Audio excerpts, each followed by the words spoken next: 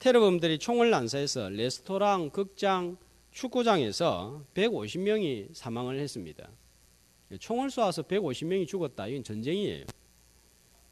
지난 10월 31일 러시아 여객기가 시나이 반도 상공에서 폭발로 추락해서 탑승자 224명이 전원 사망했습니다. 얼마 전에는 미국 LA 동부에서 총기 난사 사건이 벌어졌는데 전부 다 IS와 연관된 사건들이었습니다. 자, 이렇게 되니까 당한 나라들이 가만히 있지 않습니다. 프랑스, 러시아, 미국이 비행기를 띄워서 무차별로 IS를 향하여 폭격을 해서 보복 전쟁을 벌이고 있습니다. 얼마 전에 지난주죠. 뉴스 보니까 러시아가 IS를 공습했는데 이 폭격으로 전쟁하고 상관없는 민간인 600명이 사망했다고 합니다. 이 600명 가운데 150여 명의 어린아이가 포함되어 있다는 소식도 전해지고 있습니다. 우리나라도 테러에서 안전하지 않기 때문에 대책을 세워야 한다는 소리도 들리고 있습니다. 이 전쟁은 하루 이틀 만에 쉽게 1년, 2년 만에, 10년, 20년 만에 끝나지 않을 것 같습니다. 내일은 어느 나라, 어느 도시에서 몇 명이 사망했는 뉴스를 들을지 모릅니다. 아마 크리스마스 지나고 나면 또 어디에선가 몇십 명, 몇백 명이 죽었다, 총에 죽었다 하는 소리가 들려올 것 같습니다. 우리가 성탄절을 맞이하면서 기쁘다 구주 오셨네를 부릅니다. 그러나 세계 곳곳에서는 총탄에 아우성을 치고 피를 흘리면서 쓰러져가는 사람들이 많이 있습니다. 뉴스에 보도된 것만 이렇지 보도되지 않은 것까지 합치면 얼마나 많은 사람들이 총탄에 쓰러지고 피를 흘리는지, 이로 인해서 가족들의 처절한 통곡 소리가 들리고 있습니다. 프랑스 파리에서 150명 사망을 했는데 우리하고 먼 나라의 이야기다 생각하니까 그냥 와 죽었다 이렇게 지나가지만 여러분 150명 딸린 가족을 한번 생각해 보세요. 그 친구들을 생각을 해보세요. 어떻겠어요? 가슴이 찢어지고 그것도 새파란 사람들이 총에 맞아 밥 먹고 있는데 난데없이 총알이 날라와 하루아침에 죽어가는 이런 세상입니다. 이런 전쟁의 소문이 늘어가고 있는 때에 가장 필요한 것이 있다면 바로 평화입니다. 누가 이 평화를 이 세상에 가져다 줄 수 있을까요? 푸틴 대통령, 오바마 대통령이 전쟁을 끝나고 평화를 세상에 가져다 줄 수 있을까요? 우리는 아니라는 사실을 너무 잘 알고 있습니다. 푸틴 대통령이 IS 테러 소행에 대해서 이렇게 말하는 거 들었습니다. 용서는 신의 일이지만 테러범들을 신에게 보내는 일은 나의 몫이다. 아주 강한 지도자 같기도 한데 한편으로 보면 굉장히 교만한 것 같기도 하고 전쟁을 포기하지 않고 끝까지 싸우겠다는 선포입니다. 전쟁을 하겠다는 거예요. 우리가 당했으니까 우리도 죽이겠다 이것입니다. 누가 이런 세상에 평화를 가져다 줄 수 있겠습니까? 자, 오늘 말씀은 이 땅의 진정한 평안을 누가 가져다 줄 수 있는지를 소개하고 있습니다. 옛날이나 지금이나 늘 고통당하는 사람들이 있었는데 9장 1절 말씀을 한번 보세요. 전에 고통받던 자들에게는, 그러니까 고통받는 자들이 지금부터 3000년 전 이때에도 있었다는 거예요. 4절 5절에 보니까 그들이 무겁게 맨 멍에와 그들의 어깨의 채찍과 그 압제자의 막대기를, 자, 그러니까 3000년 전 이사야가 살던 시대에도 멍에를 무겁게 메고 살아가고 어깨에 채찍이 날아오고 이 압제자의 막대기가 날아와서 괴롭힘을 고통받던 사람들이 많이 있었다는 거예요. 군인들의 신과 채찍과 피 묻은 옷이 5절에 보면 어질이 싸우는 군인들의 신과 피 묻은 겉옷이 싸움하기 위해서 싸우다가 보면 내 옷에 피도 묻고 다른 사람 옷에 피도 묻히게 되는 거예요. 힘이 있는 군인들이 힘이 없는 사람들을 군화를 신고 밟아버리는 이런 일들이 일어나는 것입니다.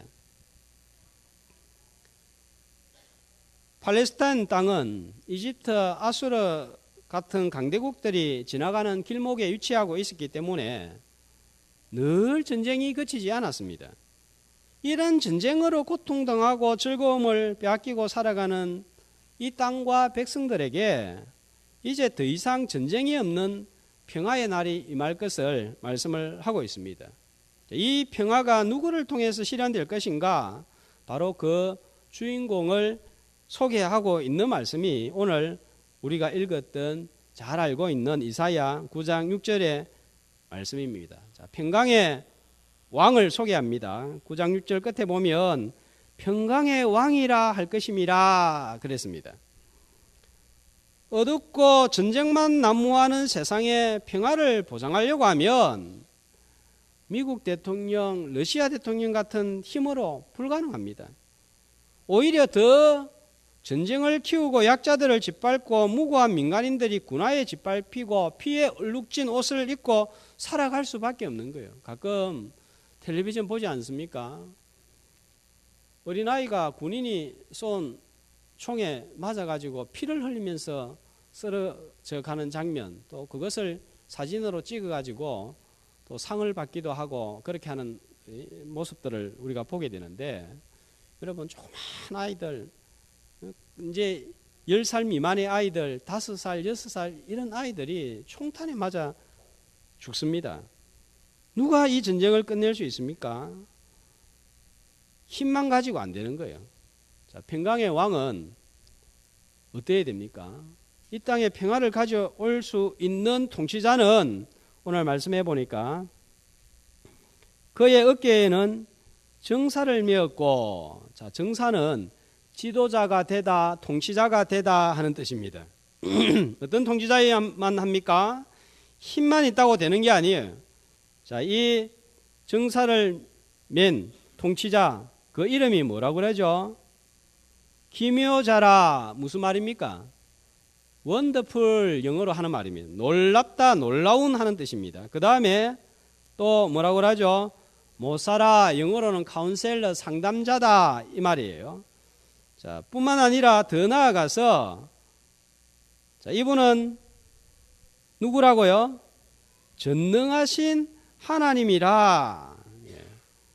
자, 놀라운 상담자라는 뜻이 기묘자라, 모사라 하는 뜻이 됩니다. 전쟁으로 얼룩진 세상을 평화롭게 하려고 하면 힘과 더불어서 뭐가 있어야 된단 말입니까? 지혜가 있어야 된다 하는 거예요. 힘도 그냥 보통의 힘이 아니라 세상의 모든 권력자의 힘을 합친 것보다 더 큰 능력이 필요한데, 자, 그런 능력을 전능한 능력이다 이렇게 말합니다. 그리고 이 나라를 통치하는 자는 10년, 20년 통치하고 물러나는 것이 아니라 영원히 통치하는 왕이어야 하는데, 오늘 자, 그 왕을 가리켜서 전능하신 하나님이라 또 뭐라 그러죠? 영존하시는 아버지라. 영존한다 무슨 말입니까? 영존, 영원히 존재하시는 아버지 하나님이다 이 말입니다. 이런 자격을 갖출 때에 평화를 가져올 수 있는 평강의 왕이 될 수 있는데, 이 세상에 누가 이런 자격을 가지고 있습니까? 아무도 없는 거예요. 자, 그분은 이 땅에 아기로 오신 예수 그리스도입니다.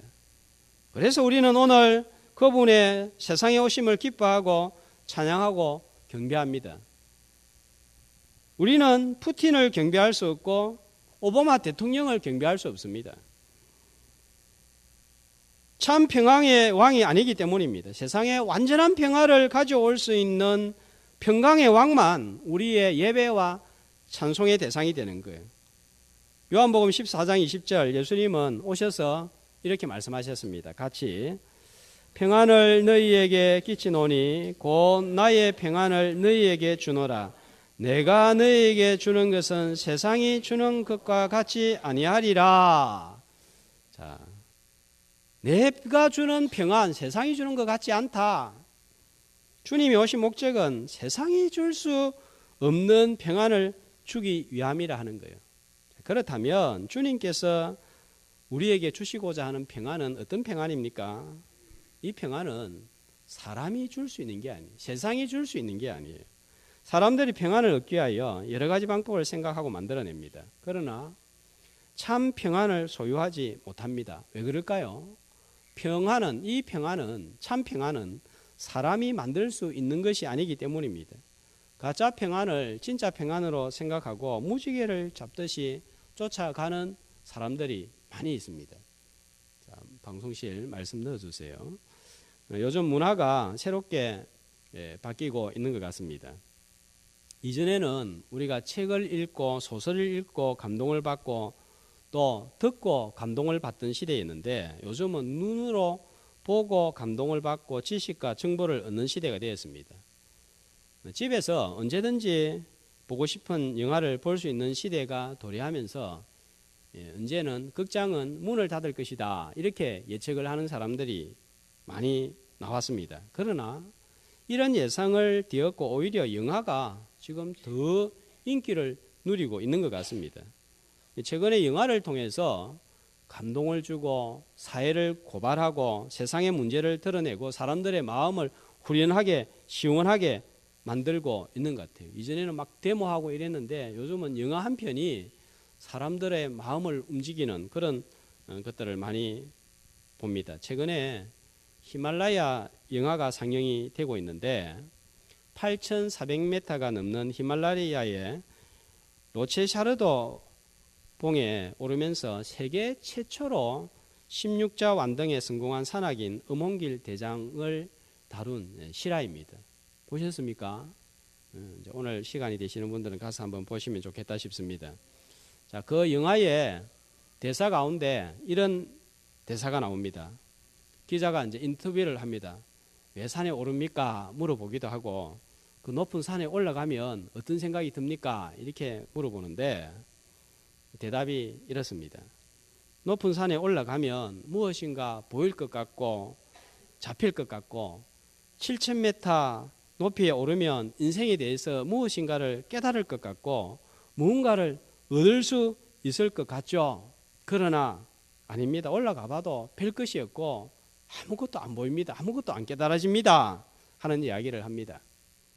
자기가 원하는 꼭대기에 오르면 만족할 것 같고 뭔가를 얻을 수 있고 평안할 것 같지만 평안을 맛볼 것 같지만 아무것도 없더라 하는 이야기입니다. 왜 그럴까요? 참 만족, 참 평안, 사람의 성공이 주는 것도 아니고 사람이 만들 수 있는 것도 아니기 때문입니다. 시편 29편 11절은 또 이렇게 말씀하고 있습니다. 한 목소리로 여호와께서 자기 백성에게 힘을 주심이여 여호와께서 자기 백성에게 평강의 복을 주시리로다. 자, 이 평안을 누리는 건 우리의 복이에요. 그런데 이 평강의 복이 어디로부터 옵니까? 누가 줍니까? 사람이 주는 게 아니에요. 하나님이 주실 때에 얻을 수 있는 것이 평강입니다. 예수님은 참 평안의 주인이 되시는 하나님을 만나도록 하시기 위해서 오셨습니다. 어젯밤 크리스마스라고 시내와 술집과 식당이 온통 난리가 났을 것입니다. 교회보다 시내의 추리가 더 화려하고 예쁩니다. 저기 시내 가다가 보시면은 우리 교회도 예쁘게 했지만은 비교가 안 될 정도로 예쁘게 크게 어떻게 저렇게 예쁘게 만들어 놨을까 싶은 생각이 듭니다. 교회 다니는 사람보다 교회 밖에 있는 사람들이 더 잔치를 벌이고 먹고 마시고 선물을 주고받습니다. 그렇게 떠들어대고 먹고 마시지만 그 마음에 참 평안이 있을까요? 많이 마시고 실컷 먹고 아침에 일어나면 어떻던가요? 우리 교회 성도들은 그런 걸 안 해가지고 몰라요. 머리만 아프고 골치만 아프고 그래서 또 뭐 먹습니까? 또 약 먹습니다. 머리 안 아픈 약. 또 해장국 끓여 먹고 그렇게 하는 거예요. 허전합니다. 허무합니다. 하나님을 만나지 못했기 때문입니다. 그렇게 떠들어대고 먹고 마시지만 참 평안이 없기 때문입니다. 크리스마스는 평안이 없어서 살아가는 사람들에게 참 평강을 선물하기 위해서 주님이 오신 날이에요. 따라서 예수님을 진정으로 모시고 영접할 때 참 평강을 누리게 됩니다. 예수님께서 참 평강을 주시기 위해서 오신 평강의 주인이 되시기 때문입니다. 그러므로 우리는 예수님을 가까이 하고 모시고 살면 평강을 누리게 될 것입니다. 마귀를 가까이 하고 세상을 가까이 하면 일시적으로는 즐겁고 평안할 것 같지만 얼마 가지 못해서 불행해집니다. 그러므로 성도들은 어떻게 해서든지 주님 가까이 하려고 애를 써야 되는 거예요. 시편 145편 18절 19절은 이렇게 말씀하고 있습니다. 같이 여호와께서는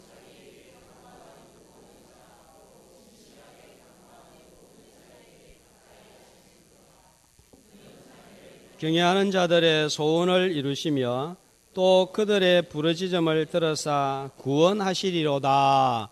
아멘. 어떤 자를 하나님도 가까이 하신다 그러죠?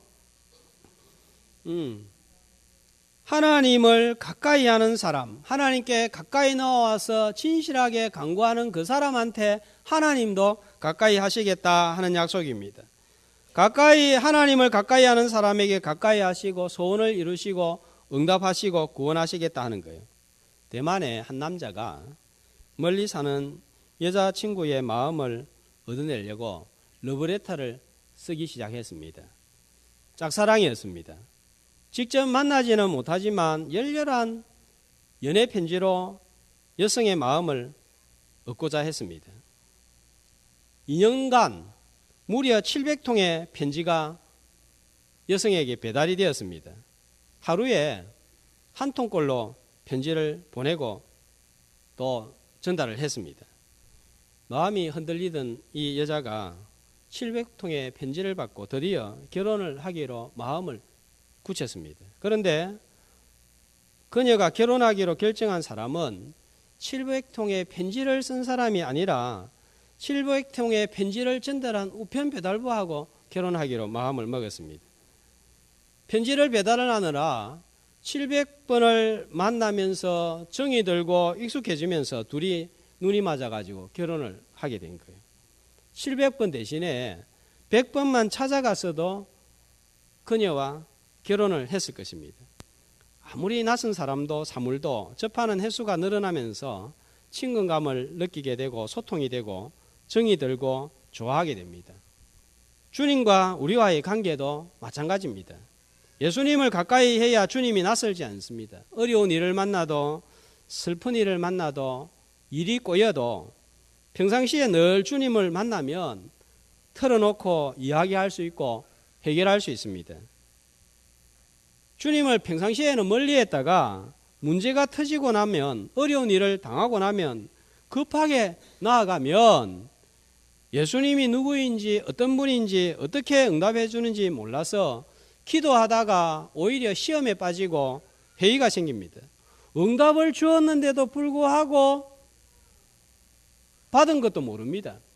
분명히 이렇게 해라 저렇게 하라 음성을 들려주었는데도 불구하고 그 음성을 듣지를 못합니다. 늘 주님을 가까이 함으로 오늘보다 내일, 올해보다는 내년에 더 주님을 사랑하고 주님께서 주시는 평강을 받아 누릴 수 있기를 주의 이름으로 축복합니다. 주님을 가까이 모시기 위해서 우리가 또 해야 될 일이 있습니다. 내 안에 있는 것들을 좀 비워내야 돼요. 내 안에 내 것이 너무 가득 차 있으면 주님이 설 자리, 주님이 차지할 자리가 없습니다. 내 속에 내가 너무도 많아 하는 노래도 있지 않습니까? 손도 마찬가지예요.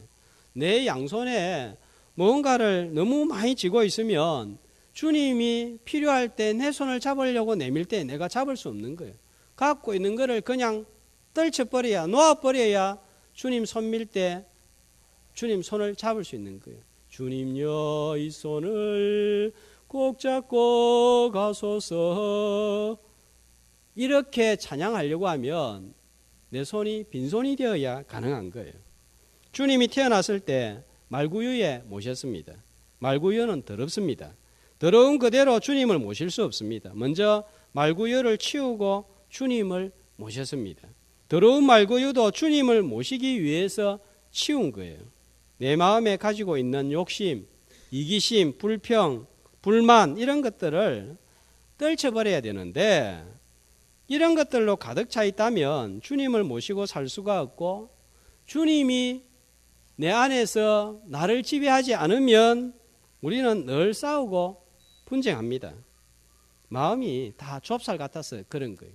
내만 생각하고 속이 좁아서 그런 거예요. 부부끼리도 마음에 주님이 우리를 지배하지 않으면 속이 좁고 자기밖에 모릅니다. 그래서 배려하지 못하고 싸우다 보면 평안이 없는 거예요. 여름이 다가올 무렵쯤에 지갑을 파는 백화점 앞에서 서울 부부하고 경상도 부부하고 나란하게 서 있었어요. 그리고 지갑들을 쳐다보고 있었습니다. 두 부부는 어느 정도 여유가 있는 사람들이었습니다. 그러다가 두 부부가 쳐다보고 있다가 서울 부부 쪽에서 먼저 입을 뗐습니다. 서울 부부 아내가 애교를 떨면서 자기야. 저는 왜 이런 게 잘 안 되죠. 자기야, 여름 다가오는데 시원한 망사 지갑 하나만 사줘. 저거 하나만 사줘. 자, 이러니까 서울 남편이 그래? 자기가 가지고 싶다면 사야지. 지갑을 탁 끄집어내가지고 하나 사준 거예요. 옆에 있던 경상도 부부 아내가 부러운 눈초리로 쳐다보면서 따라서 경상도 자기 남편한테 용기를 내가지고 힘들게 잘 이런 표현을 평상시에는 못했는데 따라가지고 지도에 겨울 지났는데 망사지갑 하나만 사줘 있어 그랬습니다. 그러니까 경상도 남편이 가만히 쳐다보다가 하는 말이 와 돈이 덥다카더나. 이 말에 아내가 마음이 확 돌변해가지고 집으로 가버리고 부부 사이가 냉랭하게 되었습니다. 그리고 몇 개월이 지났습니다. 경상도 부부가 골프를 치러 골프장에 갔습니다.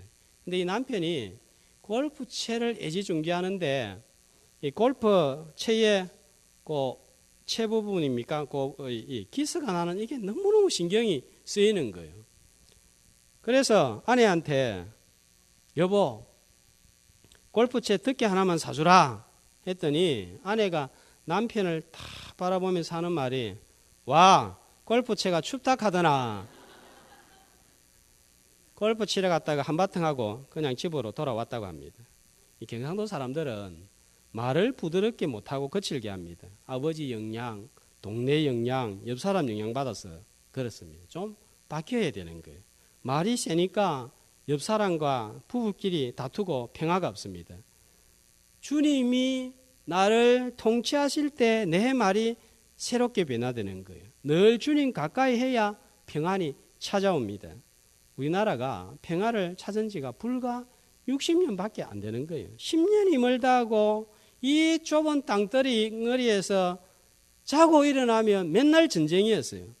위에서는 중국이, 아래에서는 일본이 침략을 해서 병자호란이다, 임진왜란이다, 또 좀 시대가 지나니까 신미양요다, 병인양요다, 맨날 전쟁이 일어나고 바람 잘 날이 없었습니다. 그러다가 공산군이 전쟁을 일으켜서 온 나라가 평화가 사라져 버렸습니다. 그런데 지금 정말 이 땅에 나라가 세워진 지 5천년이라고 합니까? 이 5천년 역사 가운데서 이 60년 기나긴 평화의 시간을 누리고 있는 거예요. 우리가 이걸 알아야 돼요. 지금 우리가 얼마나 축복의 시대에 살고 있는지. 1945년에 태어난 사람, 그 이후로 1950년, 60년에 태어난 사람들 얼마나 고생이 많았습니까? 전쟁 당하고 전쟁이 이렇게 나고 난 다음에 또 못 먹고 못 살고 지금 우리가 이런 평화를 누리고 있는 거 얼마나 감사한지 알아야 됩니다. 언제부터 이런 평화가 찾아왔습니까? 복음이 이 땅에 들어오면서부터입니다. 교회가 하나도 없는 황폐한 이 땅에 교회가 세워지고 복음이 전해지고 예수님이 마을마다 직장마다 지나면서 잘 살게 되었고 하나가 되게 되었습니다. 피 묻은 그리스도의 계절이 마을마다 직장마다 오게 하자.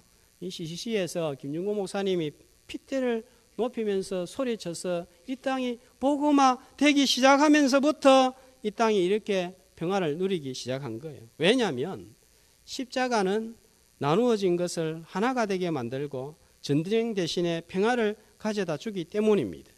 에베소서 2장 13절에서 17절은 이렇게 말씀하고 있습니다. 같이 이제는 전에 멀리 있던 너희가 그리스도 예수 안에서 그리스도의 피로 가까워졌느니라. 그는 우리의 화평이신지라. 둘로 하나를 만드사 원수된 것 그 중간에 막힌 담을 자기 육체로 하시고 둘을 한 몸으로 하나님과 화목하게 하려 하심이라. 원수된 것을 십자가로 소멸하시고 또 오셔서 먼데 있는 너희에게 평안을 전하시고 가까운 데 있는 자들에게 평안을 전하셨으니 주님이 찾아오실 때에 쪼가리 나고 분열되고 갈라진 것이 하나 되고 봉합되고 치유되고 또 화목하게 될 줄로 믿습니다. 우리 안에 있는 더러운 것들을 다 치워버리고 주님을 내 안에 모시고 주님이 나를 지배하게 만들므로 내가 평강을 경험하고 모든 사람과 더불어 화목함으로 평안을 전도하는 주의 백성들 되시기를 주의 이름으로 축복합니다.